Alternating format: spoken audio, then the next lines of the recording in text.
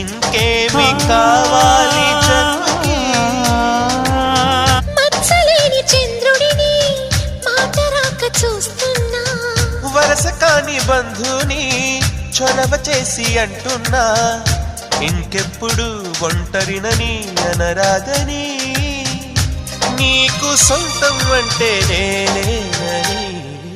కొమ్మ కొమ్మ విన్నావమ్మ కోయిల వస్తుంది, వస్తూ వస్తూ తనతో వెన్నెల వెలుగులు తెస్తుంది.